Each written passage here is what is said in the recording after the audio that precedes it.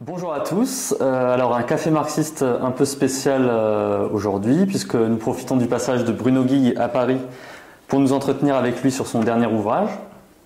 Alors d'abord je vais rappeler donc le prochain café marxiste qui aura lieu le 9 février au café Le Spoutnik comme d'habitude, donc avec Victor Dédage, journaliste citoyen, et qui nous fera un café sur Cuba et notamment sur son livre Cuba sous embargo. J'en profite aussi pour annoncer le rassemblement qu'organise le PRCF donc le 4 février prochain à Paris pour les 80 ans de la victoire de Stalingrad. Donc venez nombreux pour ce rassemblement important. Alors aujourd'hui nous accueillons donc Bruno Guigues. Alors pour ceux qui ne le connaîtraient pas encore, donc tu es ancien élève de l'ENS Ulm, donc l'école normale supérieure, ainsi que de l'ENA, l'école nationale d'administration. Tu es titulaire d'un master de philosophie et d'un master de géopolitique.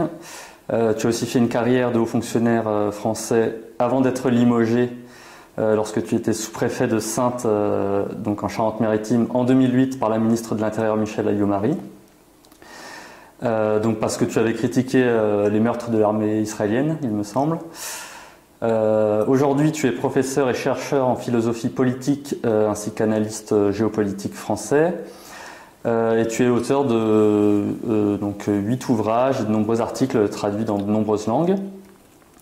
Tu as notamment publié plusieurs ouvrages chez les éditions Delga, donc Chronique de l'impérialisme en 2017, La fable du libéralisme qui sauve le monde en 2019.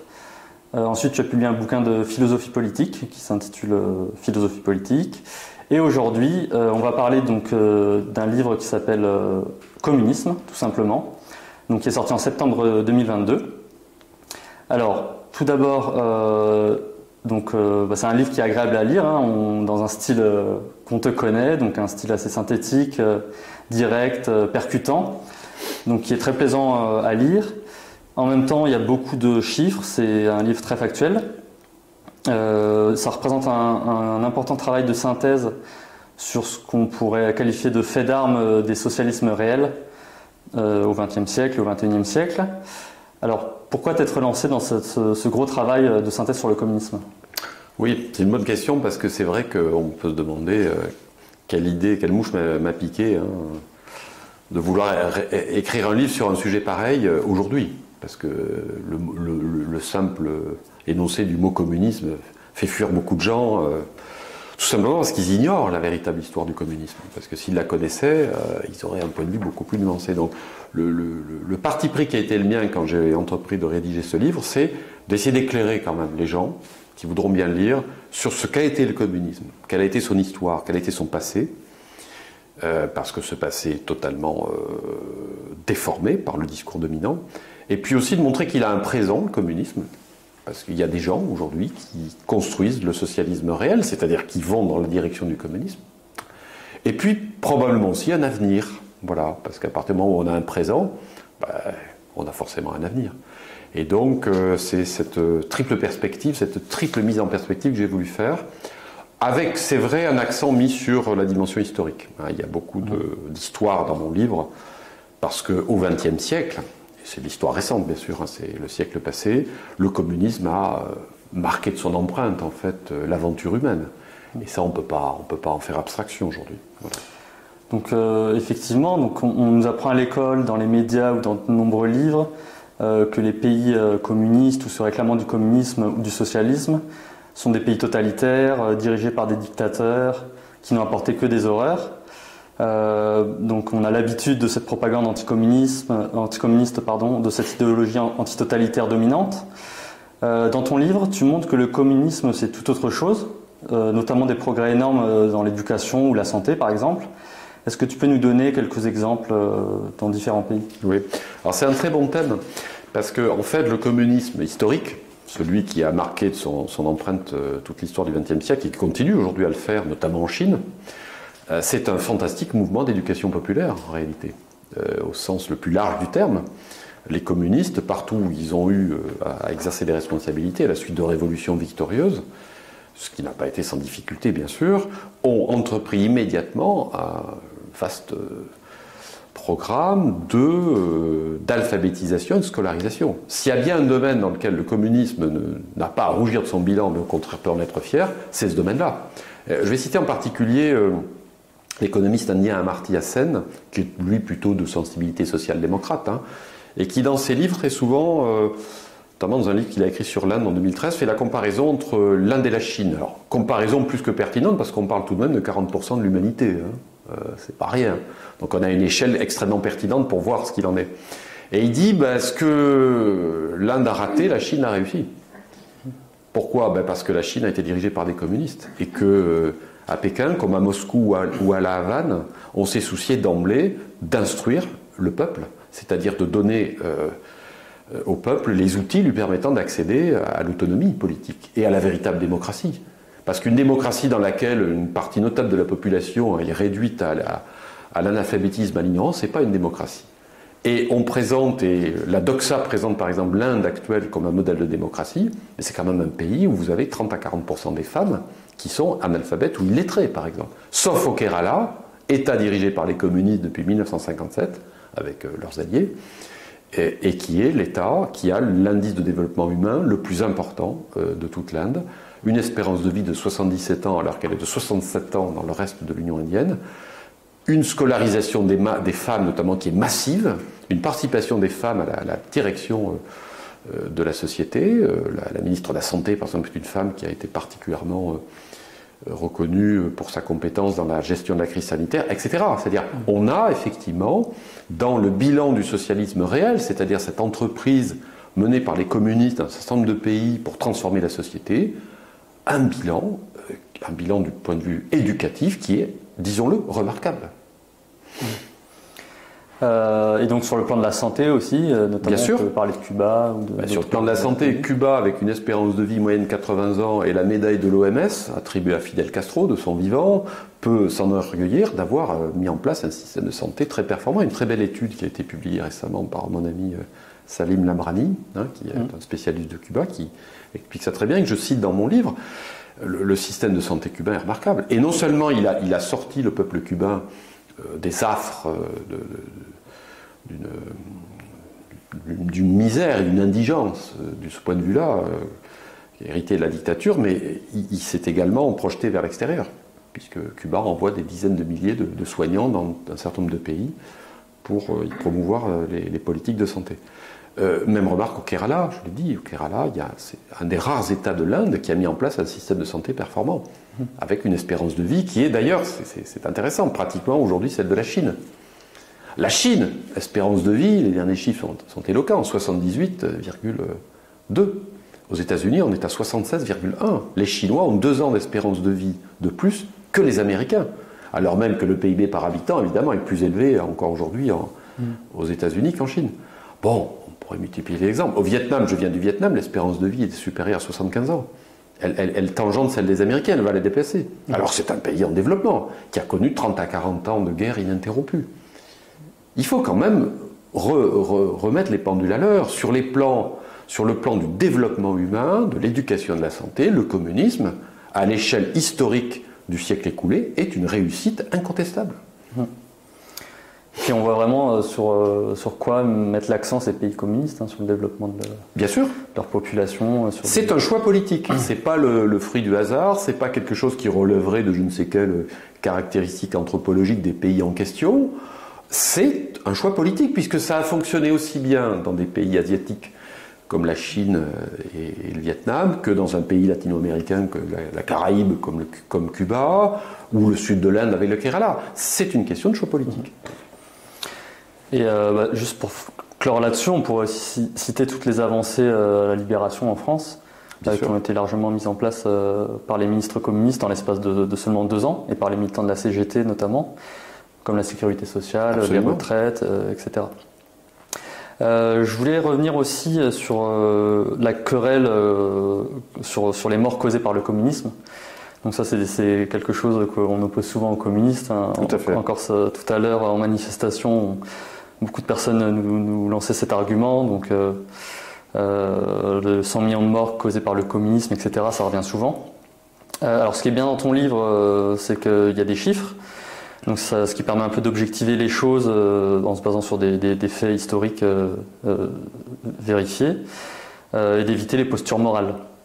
Donc ça permet aussi de comparer les régimes communistes ou les pays communistes ou socialistes. D'ailleurs, si tu peux un peu préciser la différence entre socialiste et communisme dans un premier temps, et du coup comparer aussi donc avec les pays capitalistes, parce que bon, on nous oppose tout le temps le fait qu'il y ait eu 100 millions de morts par le communisme, mais qu'en est-il du capitalisme et de toutes ces guerres impérialistes? Donc si tu peux un peu comparer les deux systèmes. Alors les 100 millions de morts du communisme, c'est une fadaise. C'est une incroyable forfaiture intellectuelle. Le communisme n'avait jamais provoqué 100 millions de morts. C'est un chiffre absurde. Alors ça a l'avantage du compte euro, et puis ça provoque l'effroi, donc idéologiquement c'est très bien. Donc, mais c'est le type même du non-argument. Pourquoi? Parce que c'est factuellement totalement faux. Pour arriver à ce chiffre absurde, d'ailleurs ceux qui l'ont inventé additionnent les victimes supposées des différents épisodes répressifs qu'ont connu les régimes communistes, les victimes supposées des événements révolutionnaires qui ont conduit à l'instauration d'un pouvoir communiste, les victimes des loupés du développement, notamment des famines provoquées aussi bien en Union soviétique qu'en Chine, en multipliant ce chiffre par 3 ou 4, comme ça c'est plus simple, et puis en attribuant aussi au communisme les victimes des guerres civiles provoquées par les forces réactionnaires contre les communistes eux-mêmes. Alors évidemment on arrive à 100 millions, mais on voit bien que cette sommation est totalement absurde. Je ne vois pas en quoi les communistes sont responsables des victimes des guerres civiles russes, espagnoles et chinoises. La guerre civile russe, elle a été provoquée par les forces réactionnaires qui voulaient restaurer le tsarisme avec l'aide de 14 nations impérialistes. Bon, voilà. Et les bolcheviks ont défendu la République des Soviets contre l'agression intérieure et extérieure. La guerre d'Espagne, ça se passe de commentaires. Et puis la révolution chinoise, c'est pareil. Si Chiang Kai-shek n'avait pas été armé jusqu'aux dents par les États-Unis, jusqu'en 1949, peut-être qu'il y aurait eu moins de victimes de la guerre civile chinoise, qui a été effectivement sanglante. Ça, c'est un premier point. Deuxième point, il y a eu des événements révolutionnaires qui ont été sanglants. La révolution n'est pas un dîner de gala, c'est pas un lieu où on pratique la broderie fine, disait Mao dans un texte célèbre. Bien sûr, les événements révolutionnaires sont violents, mais la révolution française aussi a été violente. La violence révolutionnaire, de toute façon, n'a jamais atteint les hauteurs qu'on lui prête, naturellement. Et pour revenir à la Révolution française, d'ailleurs, la terreur blanche a été beaucoup plus meurtrière que la terreur jacobine, entre parenthèses. Les atrocités commises par les armées blanches durant la guerre civile russe, et notamment les massacres antisémites dont le Domenico Losurdo estimait le bilan à 300 000 victimes, sont imputables à ces forces réactionnaires, pas aux communistes. Bon. Donc on peut effectivement, et je crois qu'on doit assumer la part de violence exercée par le communisme dans sa tâche historique, lors de révolutions qui de toute façon étaient dictées par la nécessité de mettre fin à des régimes d'oppression. Voilà. Ça c'est le premier point. Ensuite, il y a les épisodes répressifs caractéristiques des régimes dits communistes à un certain moment de leur histoire. Et là, c'est vrai qu'il y a pu avoir des excès.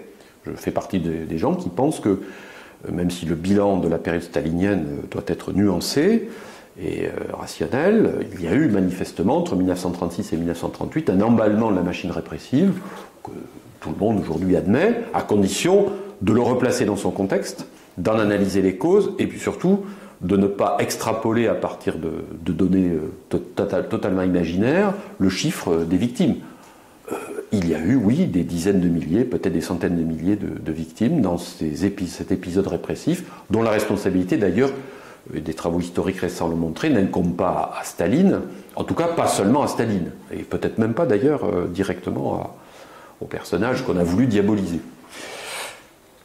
Et bien sûr, ça fait partie du bilan du communisme dans sa dimension de violence historique. Bon. Autre exemple, la révolution chinoise, en particulier la révolution agraire qui commence dès la défaite japonaise en 1945 dans les campagnes chinoises et qui va se poursuivre jusqu'au début des années 50, qui est le fait des masses elles-mêmes. Des masses affamées qui s'emparent des terres des propriétaires fonciers qui avaient collaboré avec les Japonais après les avoir pendant des décennies opprimés et conduits précisément à la famine. Il y a un certain nombre de gens là qui ont été exécutés par les organisations paysannes qui ont liquidé la classe des propriétaires fonciers collaborationnistes, effectivement, dans cette période. Et il y a eu beaucoup de victimes. Moi, j'évalue, alors évidemment, c'est une évaluation, c'est une estimation, mais qui repose sur une analyse très serrée que j'ai faite des différentes sources statistiques. À 4 à 5 millions de victimes, le nombre de victimes qu'on peut raisonnablement imputer au mouvement communiste à l'occasion d'événements révolutionnaires qui ont été violents, d'épisodes répressifs parfois parfaitement compréhensibles, parfois ayant donné lieu à certains excès. Et voilà, on est dans cet ordre de grandeur. S'agissant de victimes qui étaient généralement des hommes de sexe masculin, d'âge adulte, et des ressortissants des pays entraînés dans la tourmente révolutionnaire. Ça, il faut l'assumer. Oui, le communisme a été violent à un certain moment de son histoire. Pouvait-il faire autrement?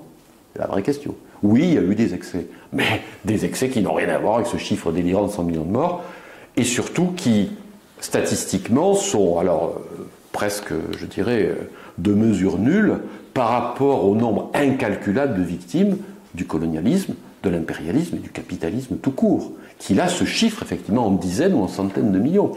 Je prends un seul exemple. Les historiens indiens estiment que les Britanniques, en occupant l'Inde depuis la fin du XVIIIe siècle, ont provoqué des famines qui auraient fait entre 30 et 60 millions de morts.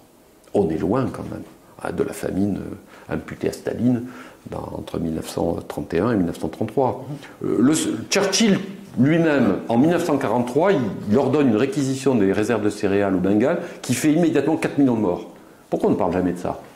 Il y a des familles dont il faut parler, d'autres dont on ne parle pas. Bon, je ne vais pas refaire le bilan statistique de toutes les guerres coloniales, néocoloniales et impérialistes, dont le bilan est hallucinant. Ce que les Américains ont fait au Vietnam, et pas seulement au Vietnam, mais aussi au Laos et au Cambodge, dans la même période, est hallucinant. Nixon et Johnson sont des criminels, mais d'un autre calibre que Staline lui-même.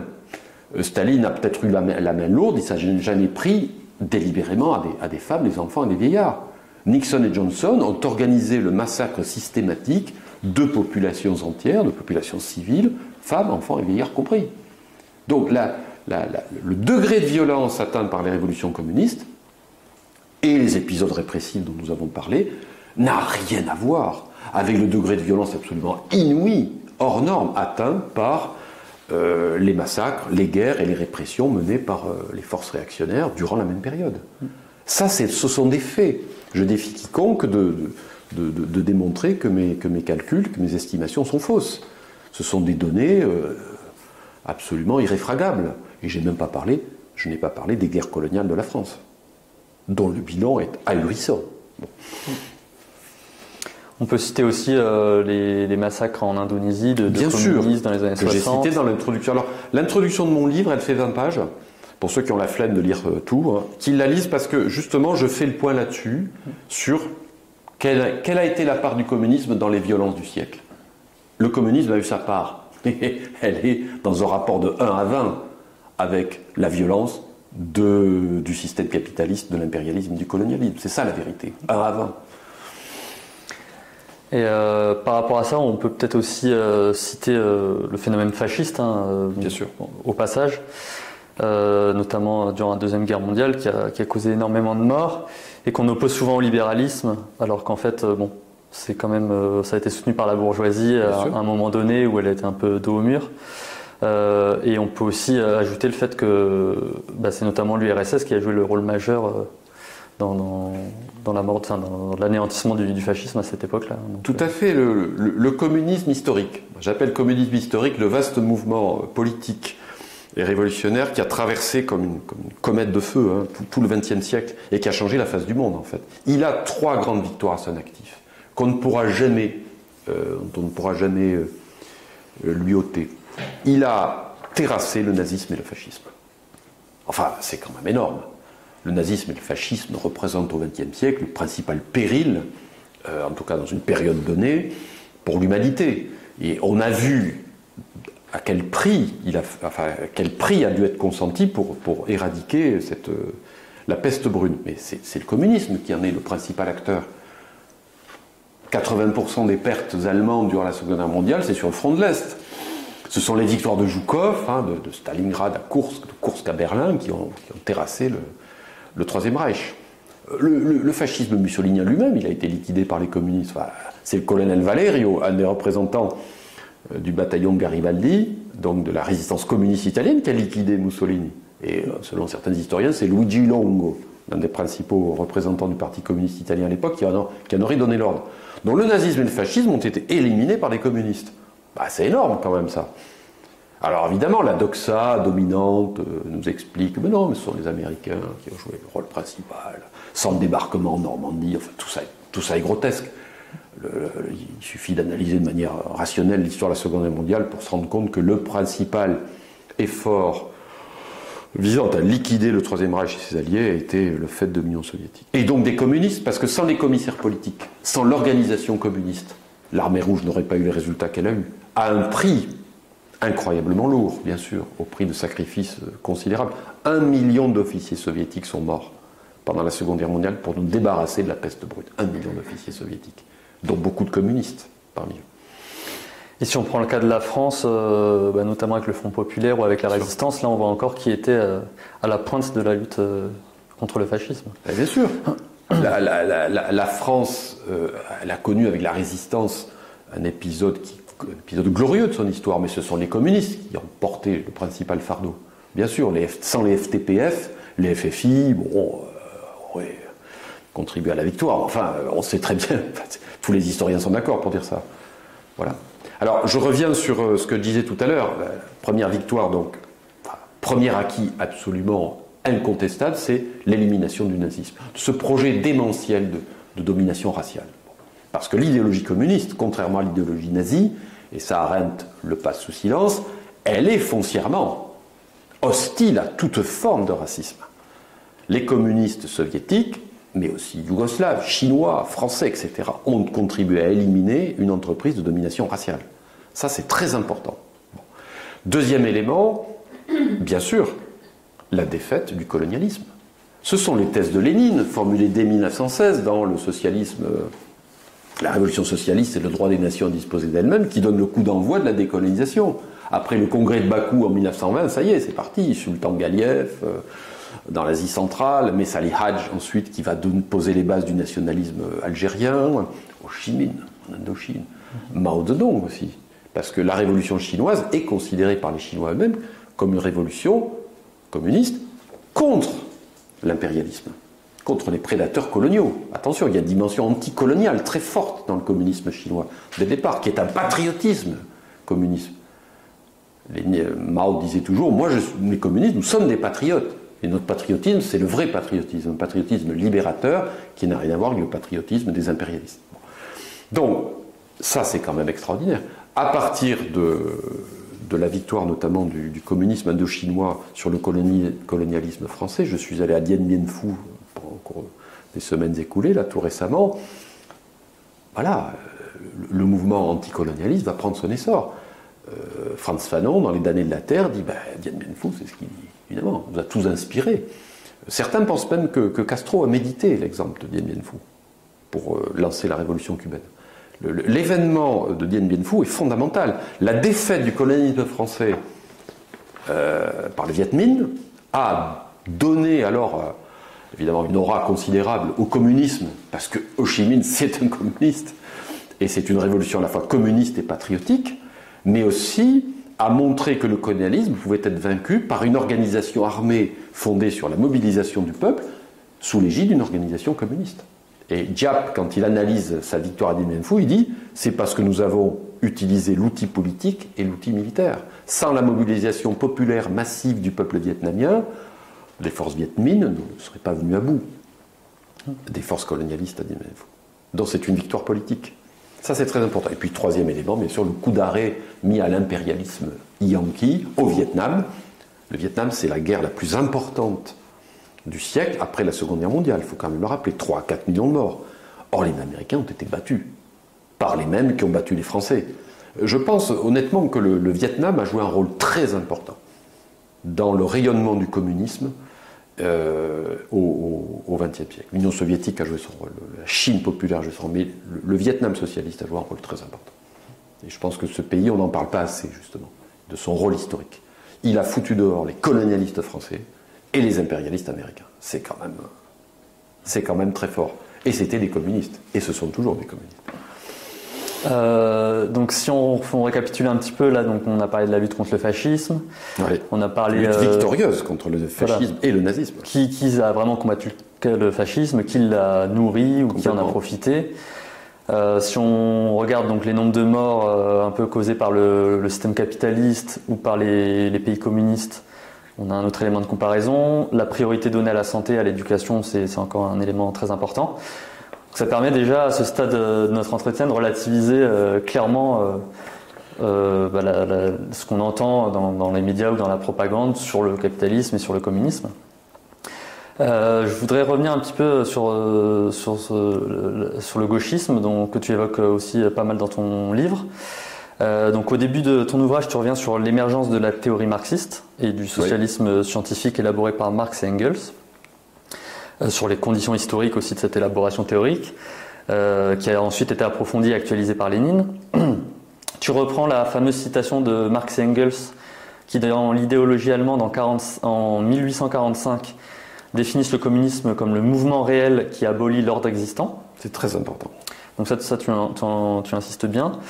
On pense aussi à la fameuse 11e thèse sur Feuerbach, écrite par Marx, qui dit que les philosophes jusqu'ici n'ont fait qu'interpréter le monde et qu'il s'agit maintenant de le transformer.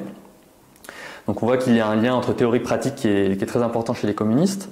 Donc à ce sujet, la critique des gauchistes est très présente dans ton livre. Qu'est-ce que tu reproches aux gauchistes en fait ?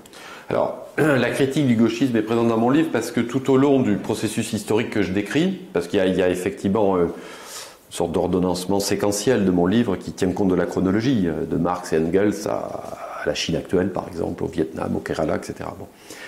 Et bien sûr, dans toutes les étapes qui jalonnent ce parcours, le gauchisme est présent parce qu'il est naturellement nourri par le mouvement communiste lui-même. C'est une tentation permanente, le gauchisme, en fait.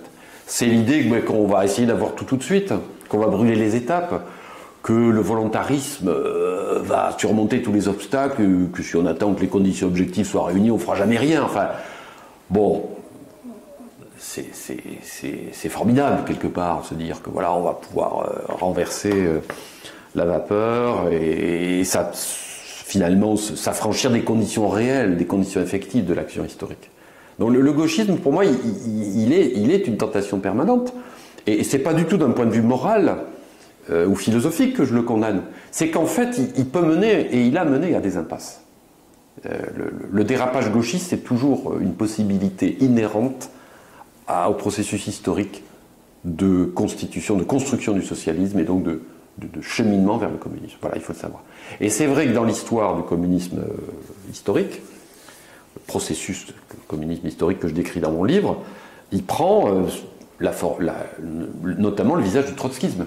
Parce que Trotsky, c'est un personnage extraordinaire, hors du commun. C'est l'organisateur de l'insurrection d'octobre, alors par délégation de Lénine, mais enfin c'est lui qui préside le soviet de Petrograd et du comité militaire révolutionnaire de Petrograd, quand même. C'est pas moins que rien, hein. C'est énorme. Ensuite, il devient chef de l'armée rouge, il dirige l'armée rouge et il vainc avec l'armée rouge les forces tsaristes aidées par 14 nations impérialistes. Donc, Trotsky, jusqu'en 1923, c'est un personnage remarquable. D'ailleurs, il paraît que certains paysans russes à l'époque confondaient Lénine et Trotsky. Pour eux, c'était un même personnage. Voilà.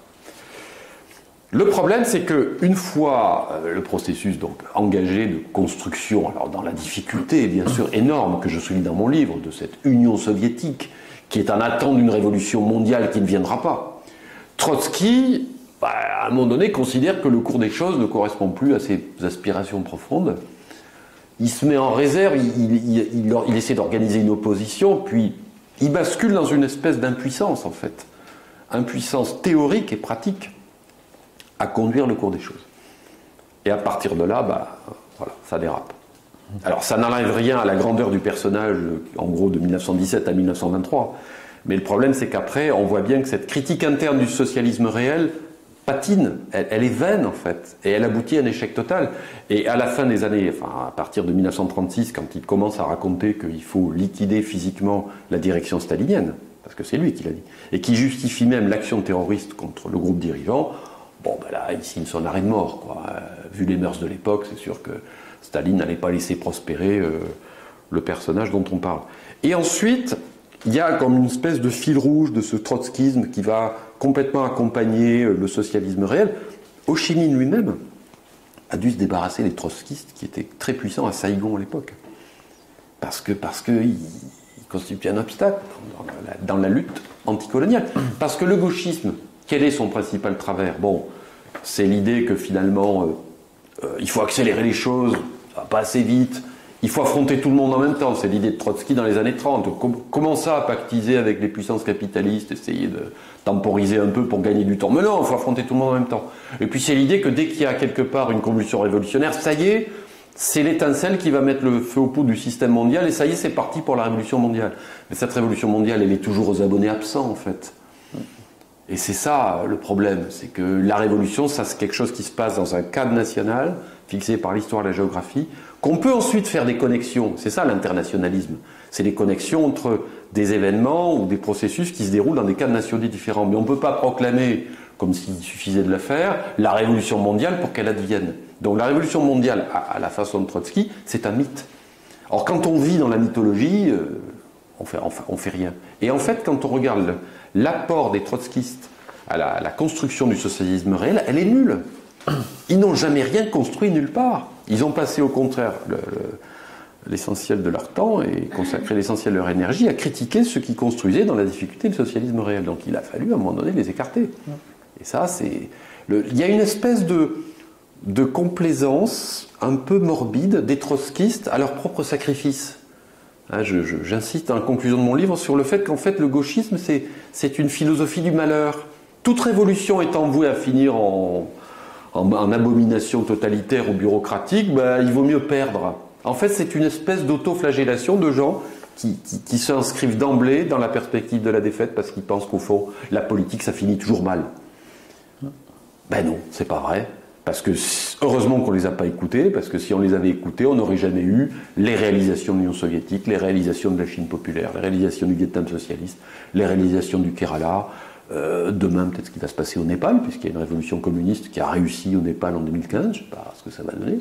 Il y a encore des révolutions communistes qui réussissent dans le monde d'aujourd'hui, et puis à Cuba, etc. Et puis il y a un certain nombre de pays où, heureusement qu'on n'a pas appliqué les recettes du trotskisme, c'est-à-dire attendre le grand soir, l'alignement des planètes pour faire la révolution internationale et mondiale, où on essaie de construire quelque chose quelque part. Et ça renvoie à la question nationale, qu'on n'a pas évoquée, mais qui est importante. Et par rapport aux gauchistes, donc au-delà de leur idéologie un peu idéaliste, bien sûr, c'est un idéalisme, le gauchisme. Voilà, qui renie en permanence tous les socialismes réels ou tous les progrès qui ont pu s'accomplir dans des pays communistes ou même progressistes. Est-ce que tu peux un peu parler des positions actuelles de partis gauchistes sur les questions de l'impérialisme et comment elles se sont beaucoup dégradées ces dernières années? Oui. Et comment ils en arrivent parfois à faire le jeu de l'OTAN et à reprendre des thèses impérialistes? Alors, c'est d'autant plus frappant en France parce qu'un parti comme le NPA, par exemple, dès le déclenchement de la crise syrienne, par exemple, que j'ai beaucoup suivi depuis une dizaine d'années, il avait dit il faut soutenir la révolution syrienne, et le NPA avait manifesté en demandant à l'OTAN de bombarder l'armée syrienne. Enfin, c'est complètement hallucinant, parce que jusqu'à présent, les trotskistes n'étaient jamais allés aussi loin. Alors il y avait des trotskistes pendant la Seconde Guerre mondiale qui disaient il faut cesser le combat, il faut fraterniser avec le soldat allemand. Va à Stalingrad et va fraterniser avec le soldat allemand ou la division d'Asreich, si tu veux, qui est en Biélorussie. Mais jamais il n'avait dit il faut épouser le camp adverse. Là, on est carrément dans la trahison pure et simple. Enfin, vous avez un État souverain qui a les caractéristiques qui sont les siennes. L'État syrien, c'est l'État syrien. Le Parti communiste syrien fait partie du Front national populaire avec le Parti Baas qui soutient le gouvernement syrien légitime contre une offensive de grande ampleur déclenchée par l'Occident, Israël, avec le soutien des pétromonarchies. Il n'y a pas photo. Enfin, il est évident que les communistes se rangent du côté de l'État syrien, laïque et progressiste, malgré tous ses défauts et peut-être les fautes qu'il a commises, parce que c'est l'évidence même. Non, le NPA dit qu'il faut démolir cet État pour favoriser l'instauration, je suppose, d'un émirat islamique qui aura les faveurs de M. Besancenot et de M. Poutou, je suppose. On est dans l'absurdité totale. Alors même qu'aux États-Unis, par exemple, les trotskistes américains, ils font des analyses qui ne sont pas du tout celles-là. Ils disaient non, attendez, on peut critiquer un État souverain au Moyen-Orient sans pour autant applaudir à la tentative de démolition dont il est l'objet de la part de l'impérialisme. Enfin, c'est pas parce qu'on n'aime pas quelqu'un qu'on va soutenir quelqu'un d'autre qu'on déteste encore plus qui est en train de... Bon, voilà. Tout ça est quand même frappant. Et là, aujourd'hui, quand je vois que le NPA a envoyé une délégation en Ukraine pour manifester sa sympathie à l'égard du peuple ukrainien, ce qui, sur le principe, n'est pas une mauvaise chose, mais qu'en fait, ils sont dans le camp de tous ceux qui veulent démonter la Russie, c'est totalement absurde. On est là dans un reniement complet de ce qui devrait constituer quand même le minimum de lucidité par rapport à un tel enjeu. On voit bien ce qui se passe aujourd'hui en Ukraine, quand même. Enfin, depuis le coup d'État pro-occidental de 2014, il est clair qu'on n'a pas affaire à de valeureux progressistes ukrainiens opprimés par le méchant dictateur Poutine. C'est quand même un peu plus compliqué. Voilà. Et si on comprenait la question nationale dans le gauchisme français, on comprendrait mieux aussi ce qui se passe. Le problème, c'est que le gauchisme ne comprend rien à la question nationale. Alors ça, c'est un travers commun avec les anarchistes. Ils ne comprennent rien, ça. La notion de souveraineté nationale, ça les dépasse complètement parce qu'ils sont complètement travaillés par cet imaginaire de la Révolution mondiale qui leur interdit de penser l'importance de l'articulation du national et de l'international. Et puis deuxièmement, ils ont une idée de la politique complètement hors sol, complètement étranger au tragique de la politique, en fait, au fait qu'effectivement, oui, quand on veut agir dans le monde réel, on ne peut pas se contenter de cet idéalisme sacrificiel dont je parlais tout à l'heure. Voilà. Et donc voilà, c'est ça le gauchisme. Et donc, du coup, c'est une formidable impuissance qui les caractérise. Totale. Sur la question de l'Ukraine, donc qui fait l'actualité aussi, on peut aussi déplorer les positions d'un Roussel ou d'un Mélenchon, qui, avant la guerre, défendaient la sortie de l'OTAN, et qui aujourd'hui disent que la cause de que Poutine est la principale cause de la guerre, qu'il faut plus sortir de l'OTAN. Et donc en fait, ils font totalement le jeu de l'OTAN, alors que c'est l'OTAN qui clairement agresse la Russie, même si la Russie n'est pas exempte de tout reproche. Le problème de Mélenchon, c'est qu'il avait des analyses acceptables, je dirais de mon point de vue en tout cas, avant effectivement le 24 février, et qu'il a complètement basculé quelques jours après dans le conformisme atlantiste le plus stupide, imputant même à l'armée russe les atrocités de Boutcha, alors que Michel Collomb et d'autres ont mené des investigations en montrant que c'était pas sûr du tout. On peut au moins s'abstenir de porter un jugement quand on n'a pas d'éléments factuels permettant d'attribuer la responsabilité d'un crime à quelqu'un. Enfin, c'est la moindre des choses. Non, même pas ça. C'est lui le coupable parce que les médias ont dit que c'était le coupable et que Mélenchon, il voulait pas perdre quelques milliers de voix en disant ce qu'il pensait être quelque chose de répréhensible à propos de l'Ukraine. Ça montre bien que c'est une girouette, une planche pourrie, et qu'on n'aurait jamais dû faire confiance à ce type-là. Roussel, c'est un autre cas de figure, mais Mélenchon a été pire dans cette affaire, je trouve, que Roussel, finalement.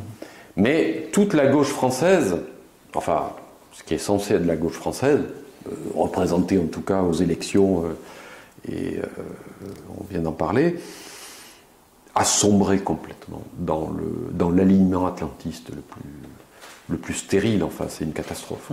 Et là, il y a un vrai travail à faire de réinformation et de réflexion politique sur les questions internationales. Moi, c'est un sujet qui m'intéresse beaucoup, je travaille beaucoup là-dessus. Où ces gens ne comprennent rien, mais je ne crois pas, où ils sont malhonnêtes, et je pense que c'est la malhonnêteté. La malhonnêteté dictée par l'électoralisme. Parce que la pression médiatique exercée par le pouvoir médiatique qui n'est qu'une émanation de l'oligarchie bourgeoise, qui a complètement cannibalisé ce pays, est telle que ces dirigeants de gauche qui pouvaient peut-être avoir une orientation plus rationnelle, ils cèdent tout de suite, quoi. Ils baissent leur froc immédiatement. Ça, c'est catastrophique. Donc il faut refaire le travail, il faut... Du coup, donc, contre toute la propagande capitaliste et puis les positions de la plupart des gauchistes, j'aimerais qu'on revienne un peu sur les mérites de l'URSS. Bon, on en a déjà un peu parlé, mais peut-être qu'on peut détailler un petit peu ce qui s'est passé en URSS, le contexte, les progrès sociaux. Bon, la victoire sur le nazisme, on en a déjà pas mal parlé. Mais est-ce que tu peux revenir un petit peu là-dessus, notamment aussi sur le soutien aux décolonisations ? Bien sûr. Enfin, moi, je pense que l'Union soviétique a un bilan, globalement, qui est extrêmement positif. C'était quand même une construction originale, d'abord.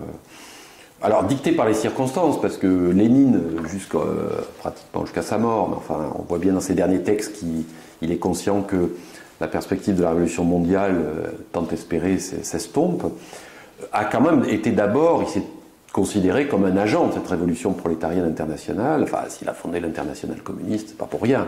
Mais voilà, on a construit l'Union soviétique dans ce qu'on maîtrisait de territoire, dans cet ancien empire des tsars qui était une prison des peuples et qu'on a transformé en un ensemble multinational où, sur la base de l'égalité reconnue entre les grands Russiens, comme ils disaient, c'était les Russes et puis les autres, on pouvait du coup montrer que tout le système colonial qui cannibalisait la planète à l'époque, enfin on est à une époque où 60 à 70% de la population mondiale vit sous la tyrannie coloniale, tout ça pouvait s'effondrer. Donc l'ensemble multinational soviétique, avec le patriotisme soviétique qui l'a accompagné, qui est une des causes de la victoire de l'URSS, c'est l'exaltation du patriotisme soviétique qui est une des causes de la victoire de l'URSS face au Troisième Reich. Tout ça était déjà, sur le plan historique, quelque chose de représenter une avancée considérable et qui a contribué effectivement à sceller le sort des empires coloniaux. Ça, c'est un acquis irréversible de l'Union soviétique. Il y a un exemple qui est frappant, c'est ce qui s'est passé en Afrique du Sud. Sans les Cubains et sans les armes soviétiques dont les Cubains étaient pourvus, l'apartheid serait peut-être encore là. Et Mandela, à peine libéré de prison, il court à la Havane remercier le peuple cubain et Fidel Castro. Mais parce qu'il y avait l'Union soviétique derrière, quand même, qui a fourni les armes.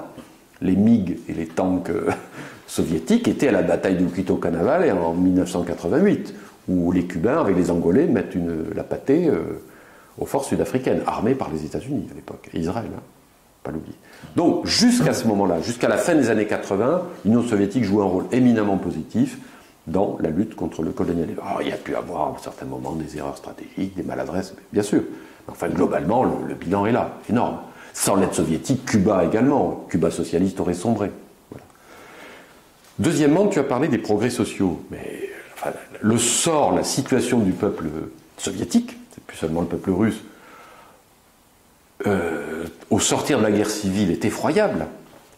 Mais dès la fin des années 30, je le cite dans mon livre, l'alphabétisation, la scolarisation, l'émancipation des femmes, l'industrialisation ont accompli des progrès considérables. Et Tagore, le grand écrivain indien qui se rend dans les années 30 en Union soviétique, écrit dans ses lettres d'Asie, mais c'est formidable ce que j'ai vu. J'ai vu des ouvriers, des paysans soviétiques, mais parfaitement instruits. Ce qui l'avait frappé, c'était le niveau éducatif, évidemment, des masses populaires soviétiques à l'époque, qui contrastait avec l'état, évidemment, d'indigence culturelle dans lequel les masses indiennes étaient laissées par l'impérialisme britannique à la même époque. Et c'est ce qui frappe Tagore, qui n'était pourtant pas un communiste, spiritualiste à nous. Ça, c'est extraordinaire. Il y a quand même là aussi un acquis. Enfin, tout cela est connu, les universités, les centres de recherche, le Spoutnik, les réussites technologiques, à tel point que Khrouchtchev s'imaginait, à tort sans doute, que l'Union soviétique allait dépasser le monde occidental développé, etc. Alors pourquoi ça s'est mal terminé ? Bon, ça serait trop long d'en parler, mais je pense qu'à un moment donné, il fallait faire des réformes. Tout système est amené à un moment donné à s'auto-réformer. Or, le mécanisme d'auto-réforme s'est grippé. Pourquoi ? Je pense qu'une partie de la nomenclatura porte la responsabilité de cela. Et le pur produit, cette nomenclatura qui a finalement profité de l'effondrement du système, c'est Eltsine. Voilà. Ça, c'est tragique. Et Gorbatchev, qui à mon avis avait de bonnes intentions, a mené des réformes qui ont précipité en fait la chute du système. Les réformes ratées de Gorbatchev ont accéléré le mouvement historique. Voilà. Dans un contexte où l'économie russe n'a pas su gérer, enfin le système économique soviétique à l'époque, pardon, n'a pas suggéré la transition d'une économie administrée pure et dure vers une économie mixte, comme les Chinois ont su le faire après. Voilà. Comme les Vietnamiens l'ont fait, comme les Cubains sont en train de le faire. Alors, avec des spécificités nationales, hein, et des rythmes différents. Mais quand même. L'économie administrée, c'est bon pour faire face aux défis d'une industrialisation lourde, pour collectiviser l'agriculture, enfin pour poser les bases du socialisme. Je pense qu'après, il faut passer à autre chose. Les Chinois ont réussi à le faire, avec des contradictions, des difficultés, d'accord, mais ils ont réussi visiblement. Sous Xi Jinping, le PIB chinois a été doublé quand même. Il n'y a pas beaucoup de gouvernements qui doublent le PIB d'un pays. Hein. Bon, lui, il l'a fait en 10 ans. Voilà, je pense qu'ils ont raté le train en fait de l'autoréforme, qui aurait pu réussir. Il n'y a pas de fatalité dans l'histoire, ça aurait pu réussir. Bon, ça n'a pas été le cas. Et sous la pression de l'impérialisme qui a imposé une course aux armements catastrophique à l'Union soviétique, le système s'est effondré. Et d'ailleurs, suite à la chute de l'URSS, on peut voir comment le capital étranger, mais aussi ce qu'on appelle les oligarques russes, ont pris possession de toutes les entreprises nationales. Et tout à fait, la période. Ouais, tout à fait. Et on peut comparer justement la chute des indicateurs sociaux dans ce pays, la catastrophe humanitaire dans les années 90. Le grand bond en arrière, c'est un livre d'Henri Alleg, très intéressant là-dessus, qui montre bien comment l'URSS, enfin la restauration du capitalisme dans l'ex-Union soviétique, s'est traduite par une catastrophe sociale et économique. Alors, la Russie de Poutine a redressé la barre sans réinstaurer le socialisme. Mais il a quand même relevé, je dirais, le niveau de l'économie russe et de la société russe en général, quand même. Tous les indicateurs le montrent. Pas suffisant. Et le Parti communiste russe, nos camarades du Parti communiste russe en savent quelque chose, mais je pense que la façon dont les Russes aujourd'hui considèrent l'héritage soviétique, plutôt favorablement en fait, le poids du Parti communiste russe, malgré quand même la pression exercée par le régime poutinien, tout ça quand même va dans le bon sens. Je pense on sera peut-être surpris de la façon dont les choses vont évoluer. Voilà. Est-ce que tu peux revenir aussi sur le rôle des communistes dans les luttes de décolonisation, les luttes de libération nationale? Bien sûr. Parce que les communistes ont eu un poids très important, ils n'étaient pas les seuls, mais ils ont joué un rôle majeur dans toutes ces luttes-là. Décisif. Donc si tu as quelques exemples, et notamment... Qui ont accédé à un moment donné aux responsabilités. Parce que n'oublions pas la phrase de Lénine. Le vrai marxiste, c'est celui qui pense que la lutte des classes est le moteur de l'histoire, mais c'est aussi celui, je crois que c'est dans le gauchisme, maladie infantile du communisme qui le dit, c'est celui qui pense qu'il faut instaurer la dictature du prolétariat. Un communiste qui dirait « Ah ben non, la dictature du prolétariat, c'est pas la solution », n'est pas un communiste en fait. Donc, partout où les communistes ont fait quelque chose, c'est parce qu'ils avaient instauré la dictature du prolétariat, sous des formes diverses, avec des spécificités nationales.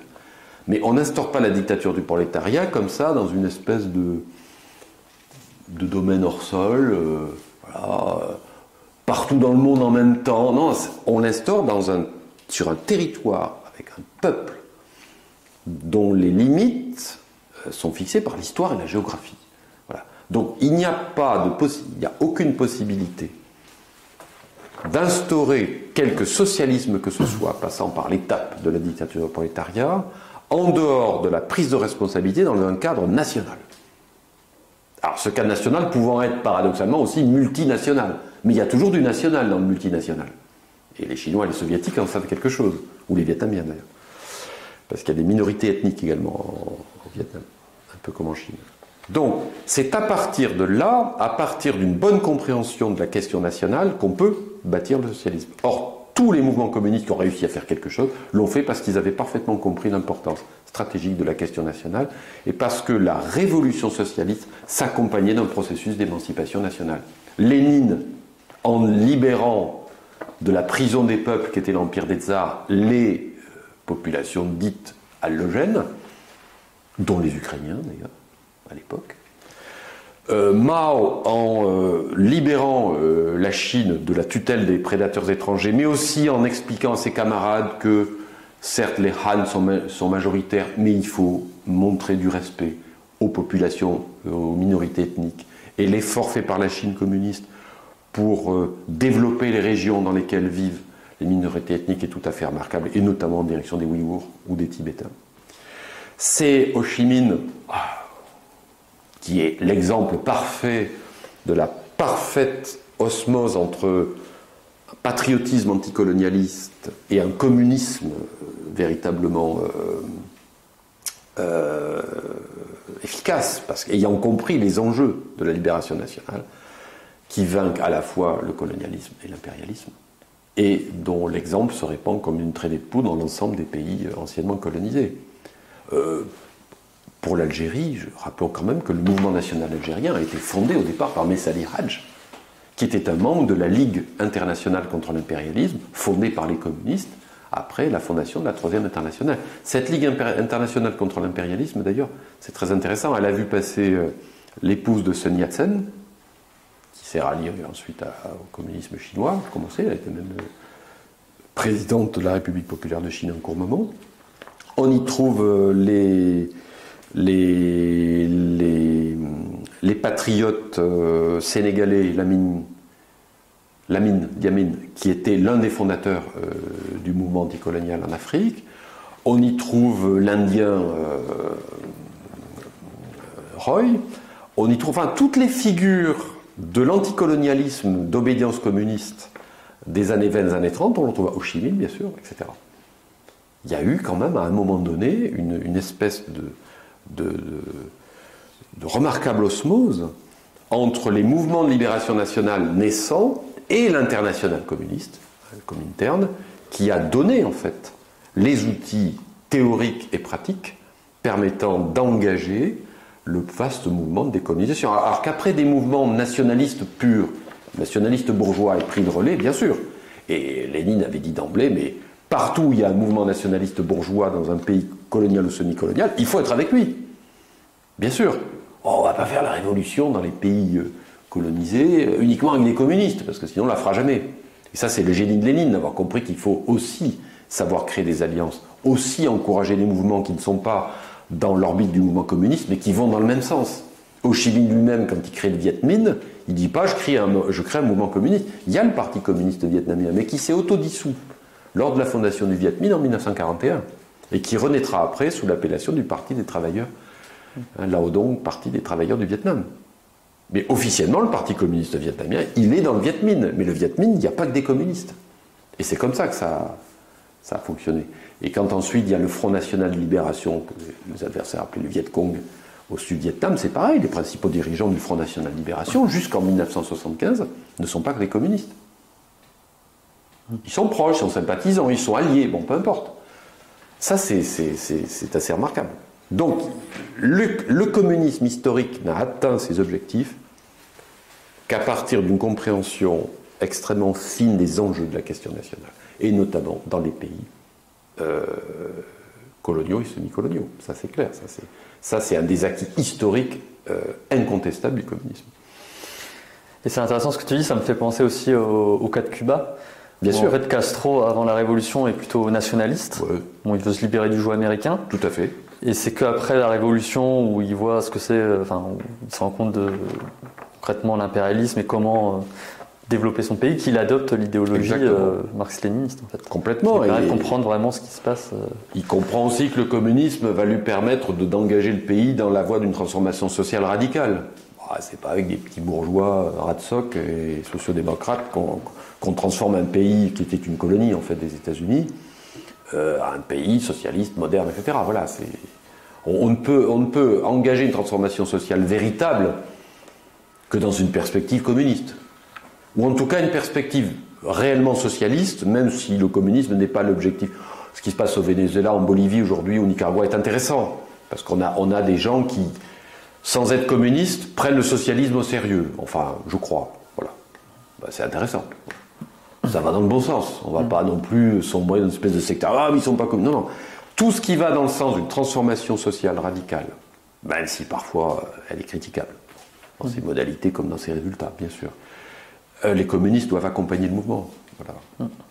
Et ça, c'est Lénine qui nous l'a appris. Il faut être toujours du bon côté de la barricade, et la barricade n'a jamais que deux côtés. Pour finir, j'aimerais bien qu'on revienne un peu sur la Chine, un pays pour lequel tu es assez spécialiste, et tu y en accordes une place importante dans ton livre aussi. Bien sûr. Donc pour toi, aujourd'hui, le socialisme réel est notamment incarné par la Chine, massivement incarné par la Chine. Alors une question qu'on te pose peut-être souvent, mais je pense que c'est important d'y revenir. Donc toi, tu affirmes clairement que la Chine est socialiste. Oui. Pour quelles raisons? Est-ce que tu peux un peu développer cet aspect? Il faut revenir sur la définition des concepts que l'on emploie. Le communisme et le socialisme, c'est deux choses différentes, mais qui sont dans un rapport dialectique. Et tout rapport dialectique implique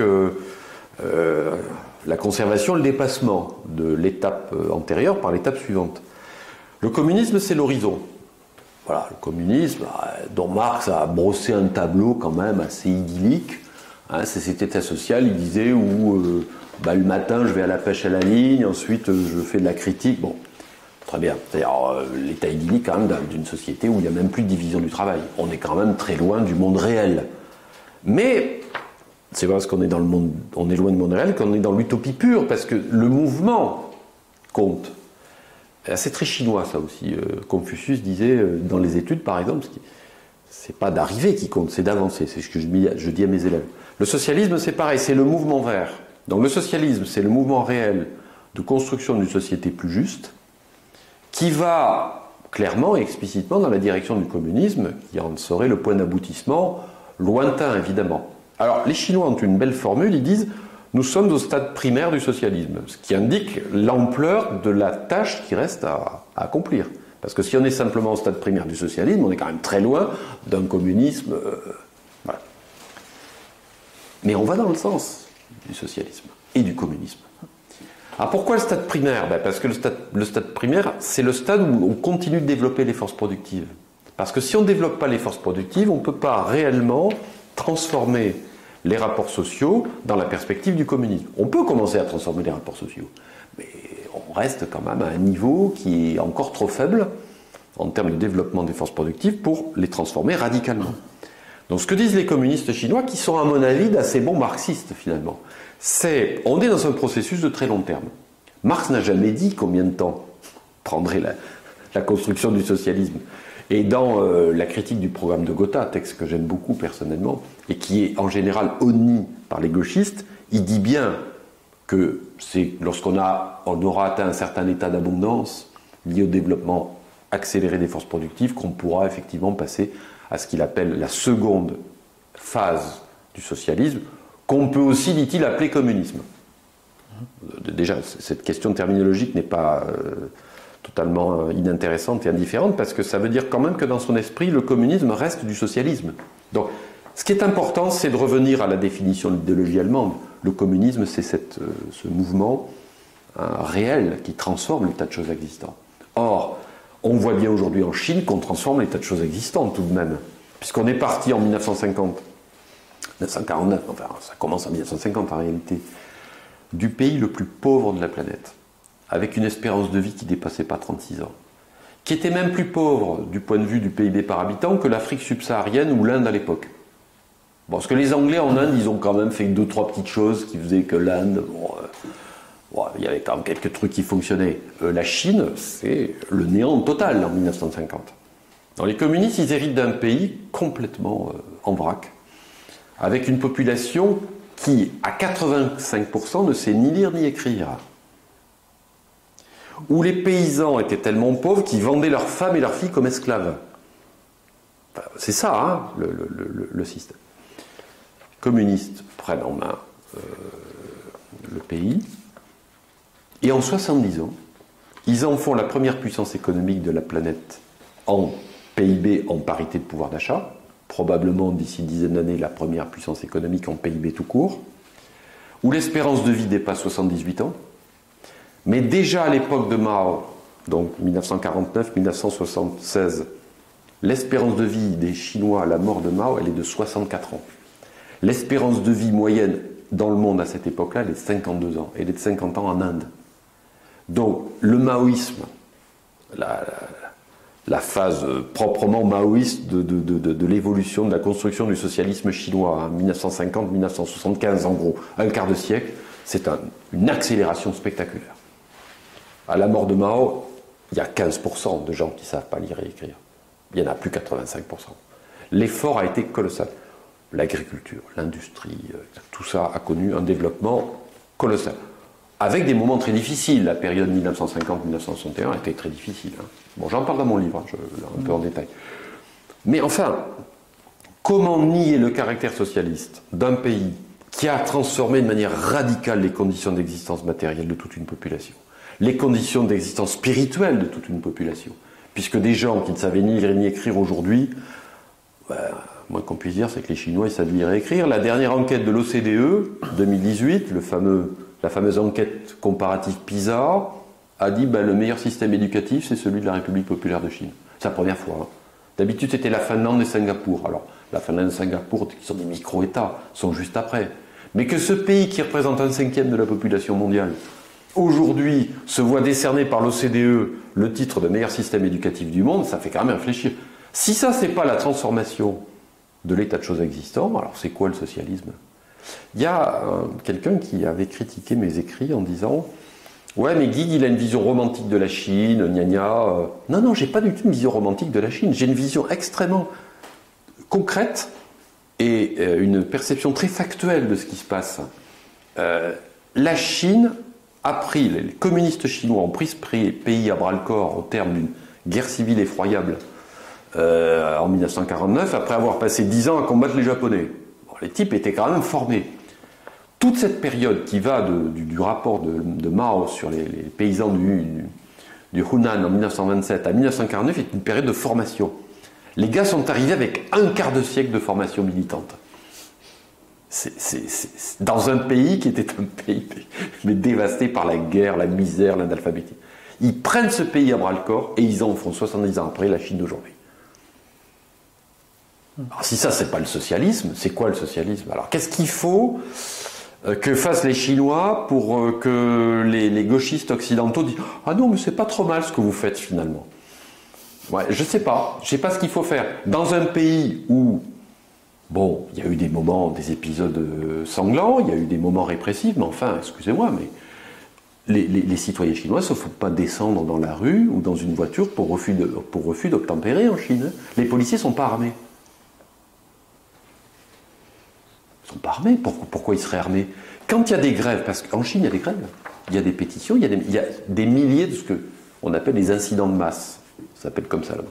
Mais il y en a des milliers, forcément, dans un pays aussi. Il y a une lutte des classes en Chine. Alors, la presse officielle chinoise n'en parle pas. Le côté un peu langue de bois des médias officiels chinois, évidemment, passe tout ça un peu à l'as, mais c'est la réalité des choses. C'est une société qui est travaillée par la lutte des classes.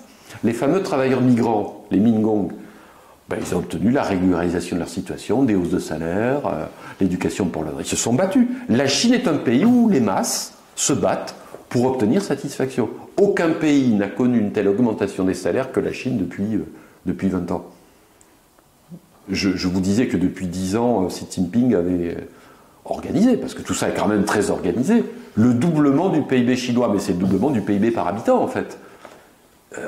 Il y a des années, même Le Monde s'en était fait l'écho à un moment donné, où le revenu minimum chinois, parce qu'il y a un revenu minimum, il y a un SMIC qui est différent dans les différentes provinces, et même dans une région, dans les différentes régions des différentes provinces, pour bien ajuster l'évolution des salaires à la situation économique locale. C'est très organisé.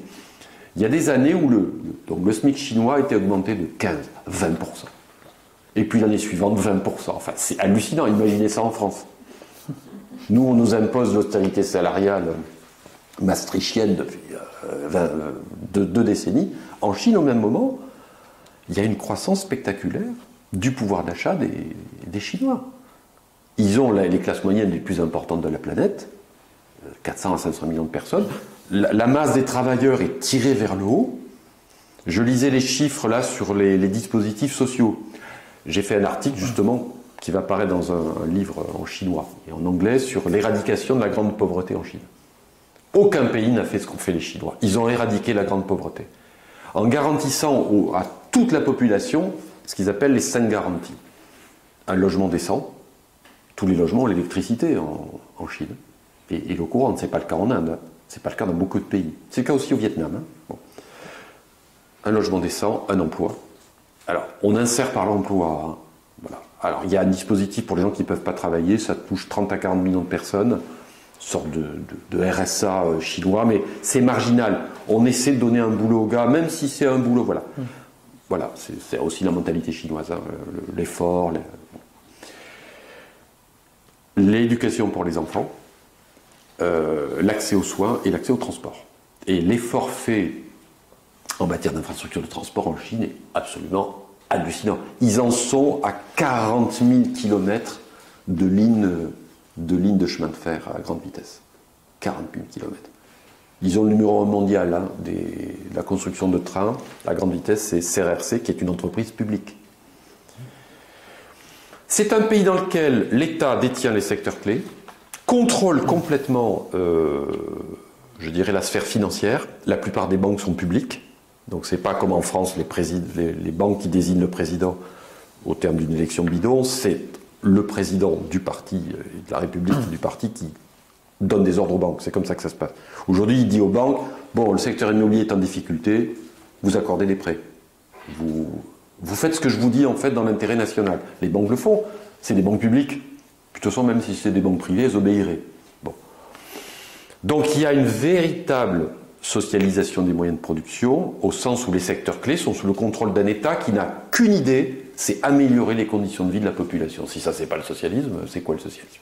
Et ensuite, vous avez effectivement une économie mixte, avec un très fort secteur privé de toutes petites entreprises, de gens qui ont envie de vivre de leur activité. C'est encouragé par le gouvernement, pas de problème. Vous avez les fameux capitalistes nationaux, qui ont intérêt à se tenir à carreau, sinon ils finissent comme Jack Ma, qui a perdu les 3/4 de sa fortune et qui est en exil quasiment au Japon aujourd'hui.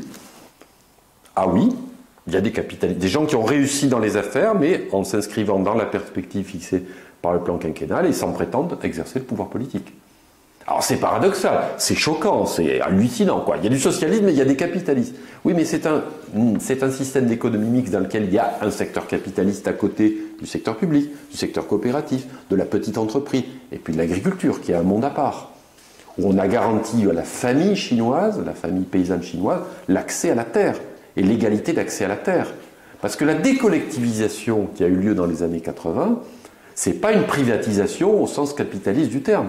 C'est on restitue à la famille paysanne l'essentiel des leviers de décision sur sa parcelle, alors qu'auparavant elle était dans les communes populaires, la cantine collective, et bon, ça c'est fini. Hein, d'accord. C'est pas un système, on n'est pas revenu, il y a l'agriculture, il y a un secteur capitaliste dans l'agriculture parce qu'ils sont obligés de faire de l'agro-industrie pour compenser certains déficits dans certains domaines. Mais pour l'essentiel, c'est encore une agriculture familiale égalitaire. Il n'y a pas beaucoup de pays qui ont fait ça, le Vietnam l'a fait.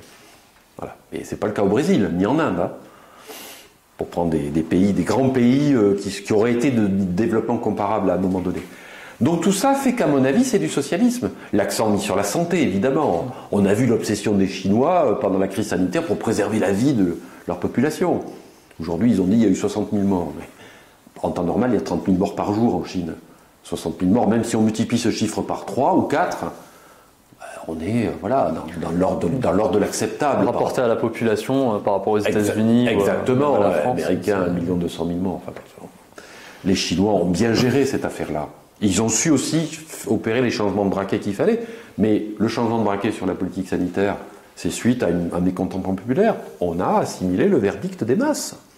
La ligne de masse, c'est ça. Hein, à un moment donné, on écoute un peu ce que dit le peuple. Et la Chine, c'est un système dans lequel le Parti communiste, qui est l'organe dirigeant de la société, est en dialogue permanent avec la population. Il y a tout un système, ça existe depuis l'Empire, ça c'était le devoir de remontrance. On fait remonter les problèmes, on les analyse et on répond. Alors là, ils m'ont surpris par contre que la décision était très rapide quand même. Hein. On est passé effectivement du zéro Covid à tout Covid. Le gouvernement chinois vient de déclarer que 80% de la population a eu le Covid. Donc plus de problème, tout le monde est immunisé, comme en plus ils ont été vaccinés. Pour l'immense majorité des Chinois. Ah, c'est un système quand même qu'il faut analyser dans le détail pour comprendre, parce que, évidemment, au vu de loin, il y a des capitalistes, et puis c'est un pays totalitaire. Non, mais non. Oui, il y a des capitalistes, mais ils n'ont pas le pouvoir, et ils n'ont pas intérêt à prétendre avoir le pouvoir. Et c'est pas un pays totalitaire. Non, c'est un pays qui est géré, c'est pas pareil. C'est un pays souverain dans lequel un État fort conduit l'économie dans l'intérêt général, en ménageant aussi les intérêts des différentes classes sociales qui se partagent le gâteau, c'est évident. Il y a une lutte des classes en Chine. Tout le monde n'a pas les mêmes intérêts. Certains poussent dans un sens. Il y a un groupe, par exemple, y compris dans le Parti communiste chinois, il y a une famille de pensée très libérale. Il y a des gens qui s'accommoderaient très bien d'un système dans lequel les marchés financiers jouent un rôle plus important, etc. Ils ne dominent pas le pays. Et surtout pas avec Xi Jinping. Je reviens juste là-dessus, ça me semble très intéressant. Par rapport aux gens qui disent que la Chine serait capitaliste, bon ça tu démontres bien le fait qu'elle n'a pas réussi parce qu'elle serait capitaliste. Parce qu'en fait, bon, il y a énormément de choses qui sont étatisées, c'est pas du tout ce que veut le néolibéralisme. Donc pour toi, elle utilise des capitalistes pour le développement du pays. Ouais. Il me semble que ce que tu montres bien aussi, c'est qu'il y a une forte augmentation des salaires, une amélioration très importante des conditions de vie. Et ça, c'est pas du tout ce qu'on peut observer dans un système capitaliste où, par définition, les capitalistes veulent augmenter leur taux de profit, ce qui implique de baisser les salaires. Donc déjà là, il y a une certaine contradiction. Et donc dans cette sorte de nappe géante que tu décris, et notamment aussi avec la présidence Xi Jinping, comment tu penses que ça peut évoluer ? Toi, tu penses que là, on va vers plus d'égalitarisme, d'égalité, de socialisation, que progressivement les capitalistes vont être plus taxés ou, enfin, voilà, quel est ton ressenti par rapport à l'évolution dans les prochaines années ? Il y a beaucoup de choses qui ont été... Et sur la lutte des classes, notamment au sein du Parti communiste chinois. Je pense qu'il y a une lutte des classes dans la société chinoise, alors qui ne prend pas des formes violentes, mais il y a une lutte des classes, très clairement, parce que, évidemment, on n'a pas les mêmes intérêts. Selon qu'on ait un cadre supérieur, un patron de l'industrie, un détenteur de capitaux, ou un travailleur, un paysan, on n'a pas les mêmes intérêts. Mais cette lutte des classes, qu'est-ce qu'elle génère ? Parce qu'elle est en quelque sorte, cette lutte des classes, intégrée par le Parti communiste chinois lui-même dans la façon dont il gère le pays. C'est très bien que les paysans, les ouvriers, etc., les cadres n'ont pas forcément les mêmes intérêts. Donc il essaie de faire en sorte qu'il y ait un dénominateur commun, c'est le développement. Donc c'est vrai que la croissance, le niveau élevé de la croissance a été ce qui a permis, le lubrifiant social, en quelque sorte, qui a permis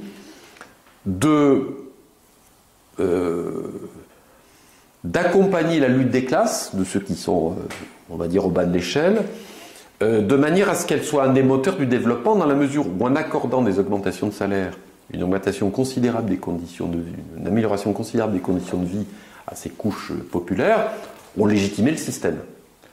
Si jamais le taux de croissance devenait beaucoup plus faible, il faudrait qu'ils trouvent autre chose. Et je pense qu'ils sont en train de réaliser une espèce d'atterrissage en douceur, parce qu'ils savent qu'un taux de croissance de 6-7%, c'est pas durable, c'est pas possible. Et à un moment donné, on rencontre une espèce d'obstacle, notamment lié à la démographie, aux surcapacités industrielles, au surendettement, enfin, c'est ce qui est en train de se passer. L'économie chinoise, elle est en train d'atterrir en douceur, elle va finir à 3-4% de taux de croissance, ce qui est déjà beaucoup. Hein. Je crois que les prévisions, c'est 3,5% pour 2002 et 4,5% pour 2023. Voilà, c'est à peu près ça, grosso modo. Dans ce cadre-là, et compte tenu aussi du fait qu'il y a eu quand même un fort accroissement quand même des capacités financières du pays, on est entré dans une période qui est marquée par la redistribution. Deng Xiaoping, pour simplifier, Deng Xiaoping, c'était produisons, alors la distribution, on verra après. Xi Jinping, c'est continuons à produire de la qualité. Xi Jinping, dans son rapport au 20e congrès, insiste beaucoup sur la technologie. Il a très bien compris que c'était la clé, en fait, du développement aujourd'hui. Et redistribuons. D'où l'éradication de la grande pauvreté, qui est quelque chose qui a été accéléré par Xi Jinping et mené à son terme par Xi Jinping. Ça implique aussi, bien sûr, la poursuite de la politique salariale, qui consiste à tirer vers le haut l'ensemble des rémunérations, et puis, en même temps, le tour de vie s'imposer au secteur capitaliste. Alors, qui prend plusieurs formes. D'abord, les capitalisations boursières démentielles et improductives, on s'en débarrasse. Quand le gouvernement chinois a décidé de transformer tout le secteur de l'aide scolaire en secteur à but non lucratif, il y a eu une perte de capitalisation boursière de 300 à 400 milliards de dollars. Dans la presse économique occidentale, c'était un concert de pleureuses. Oh là là, mais c'est affreux, etc. Dans la presse chinoise, notamment dans Global Times, qui reflète bien les orientations du pouvoir chinois, mais il disait, mais on s'en fiche. Nous, ce qui nous intéresse, c'est le pouvoir d'achat des ménages chinois qui paient très cher des cours pour leurs enfants, alors que c'est pas normal. Les gens ne devraient pas avoir, comme ça, se saigner pour payer des cours du soir. Donc, en le transformant en secteur à but non lucratif du jour au lendemain, on a plombé un certain nombre probablement de fortunes accumulées par des fortunes virtuelles, puisque la capitalisation boursière, c'est du virtuel. Mais le gouvernement chinois n'en a cure, c'est pas le problème, ça l'intéresse pas, ça. Les gens qui ont spéculé sur comment dirais-je, l'obsession des ménages chinois pour la réussite scolaire de leurs enfants n'intéresse pas le gouvernement chinois. Par contre, aujourd'hui, les ménages chinois peuvent recourir à des dispositifs d'aide scolaire moins chers, mieux organisés, avec une limitation. On a dit, par exemple, le week-end, c'est interdit. Alors, il y a un côté autoritaire, bien sûr, dans la façon dont le gouvernement chinois gère les problèmes sociaux. Et alors, moi je trouve ça très bien, ils ont aussi réglementé de manière très, très draconienne les jeux vidéo. T'as pas le droit de laisser tes enfants plus de X minutes tous les jours devant des jeux vidéo. Bah, très bien. Alors c'est très confusé en même temps. Il y a des normes collectives, on les applique, il faut obéir. Ah, c'est sûr, hein, c'est pas la mentalité, je dirais, diffusée par l'individualisme libéral dans les sociétés occidentales. Comment il s'appelle, Emmanuel Todd devrait étudier ça de plus près, il nous expliquerait que c'est lié aux systèmes familiaux, etc. Bon, certainement.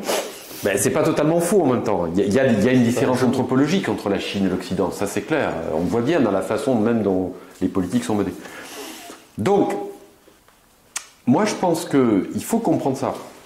Il faut comprendre qu'à partir du moment où on a un État fort qui ne se laisse jamais dicter sa politique par des intérêts privés qui seraient de type monopolistique ou capitaliste, tout simplement, on a clairement un système socialiste. Enfin, Xi Jinping n'obéit pas à l'oligarchie financière mondialisée, il n'en fait pas partie.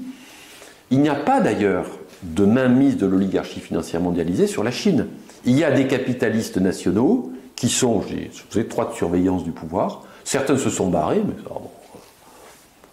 la Chine leur réglera leur compte un jour où, de toute façon, ils vivront leur vie. Hein.